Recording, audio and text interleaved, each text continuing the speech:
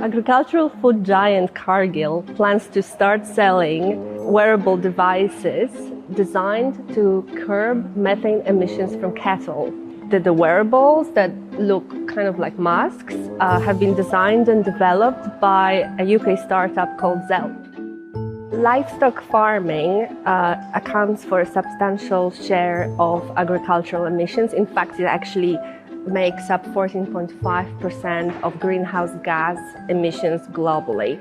And that's mainly because cattle, sheep or other ruminants release methane, basically a result of their peculiar, unique digestive systems.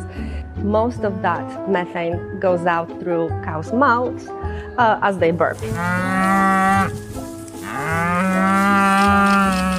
Zell's wearables get placed just above cows' mouths. Essentially, a set of fans powered by batteries will suck up the burps and trap them in the chamber with a methane-absorbing filter.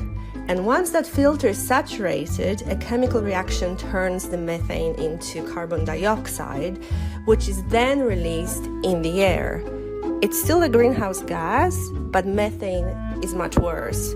So converting it into CO2 is still a win.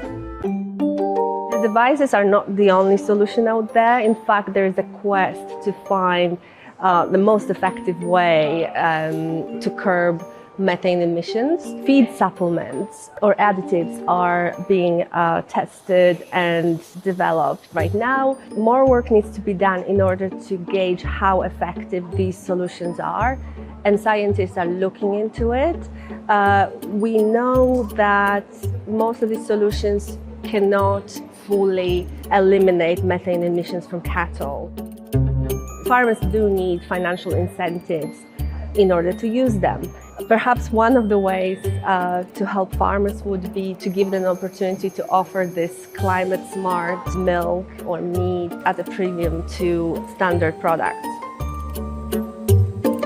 Meat production and dairy production are still expected to grow in the next years. And that's largely because consumption is growing in many markets, especially in emerging markets. So we won't eliminate cattle overnight.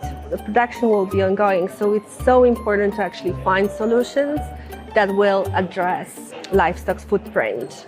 Dairy and meat companies, many food producers are under pressure from their investors and also consumers to reduce their carbon footprint.